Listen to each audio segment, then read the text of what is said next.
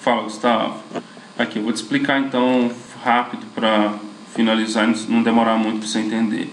Você vai entrar no Google Maps normal, vai pôr lá o endereço que você quer. Por exemplo, eu pus o Recanto da Praça 3.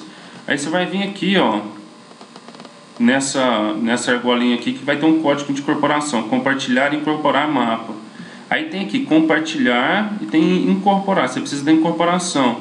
Você copia esse frame aqui inteiro. Aí você vai abrir lá o arquivo, por exemplo, abrir o DOM Malt. Aí você vai na linha 80, olha aqui, ó, o iframe. Você vai copiar o iframe inteiro, ó. Você vai apagar ele e vai colar o iframe da Google. E aí você vai vir aqui e vai alterar esse frameboard que eles definiram. Você vai deixar só o estilo 0. Você vai apagar toda essa dimensão aqui, ó, que eles deixaram, que a Google manda. Padrão. O padrão vai ser do nosso site. Pronto, finalizou. Você vai salvar. Aí você vai ver que o código foi incorporado, ó.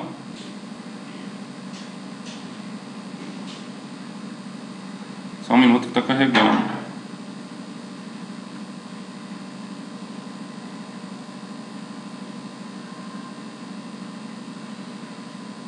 Pronto, mas você pode... Está demorando para carregar no meu aqui, mas você pode só você fazer isso, você vai ver que o código incorporou.